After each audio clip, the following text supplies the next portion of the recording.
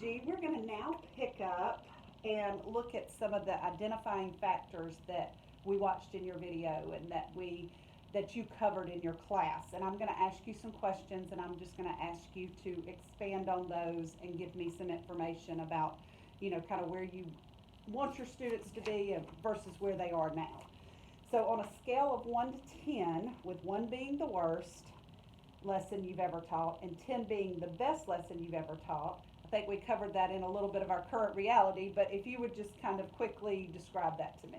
I think the lesson as a whole, the lesson that's provided by Read 180 or System 44 in their case, the lesson went very well. The students were able to stay engaged. They were able to follow the prompts of tap reading. It was just the review that kind of bogged you down. It bogged everyone down. So I would give the review portion a 1. It was horrible. But the lesson itself, overall, I would give it about a 5, considering who we're working with. Okay, all right.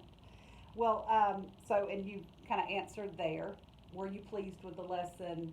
Now, if you had to go back and do it again, what would you change to move that lesson to a 10? Whether it be the review portion or the main portion. Like you said, during the interactive where they were watching the anchor video and where they were tap reading, they were engaged during that part. But what could you maybe do to get them engaged from the beginning with that review? Well, I think with the review, what I did was I was working on the whiteboard, and I had the long vowel side and the short vowel side.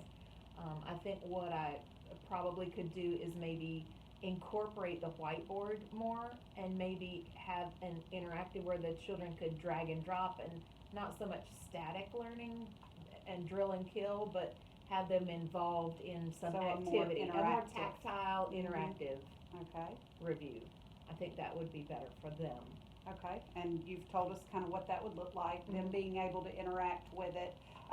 Do you think that that as far as measuring that change, obviously that would just be more repetition and you doing it daily, doing it every other day by week, during the week, however you would do that.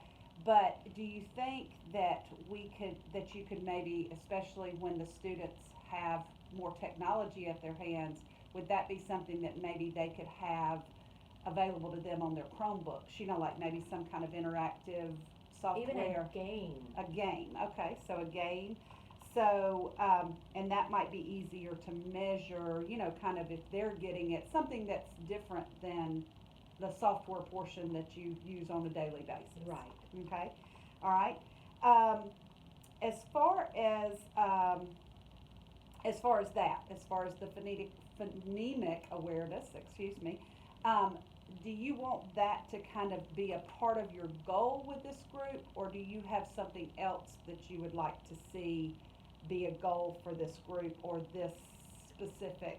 Well, this little group of kiddos, they've got to have that basic foundation. So without that phonemic awareness, they have nowhere to build with their reading. So that's imperative. Okay. But like we talked about the the interactive board, using that, maybe finding other ways to incorporate technology into the lessons that don't replicate what they're doing already in the software, is something that might be exciting and new for them. Something unique. Do you, and not to do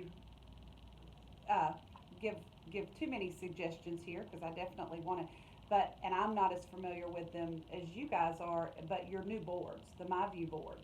Right. I wonder if there's some kind of interactive software for phonemic awareness that we could look into for I don't that know. group of students. I haven't looked at that yet.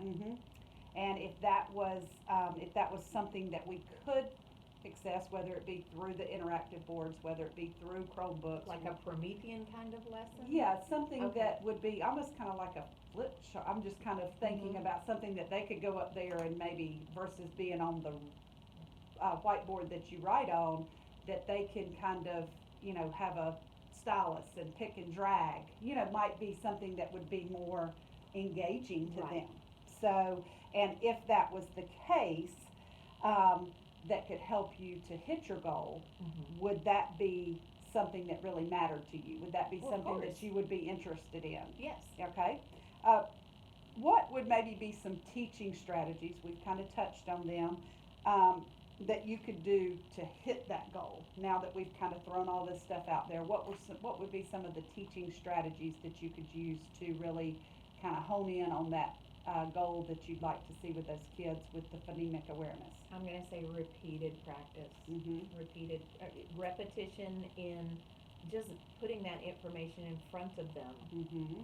Because when they're on the software, while I get data reports on what they're doing, I'm not actually working with them one on one. And I think that's what shocked me when we did that, was supposed to be the quick review, Mm-hmm. is even though they're plugging away on the computers during the software segment, I'm not getting confirmation that that's working for them. Or that it's extending past what they're doing on the software. Right. Some kind of extension activity Mhm.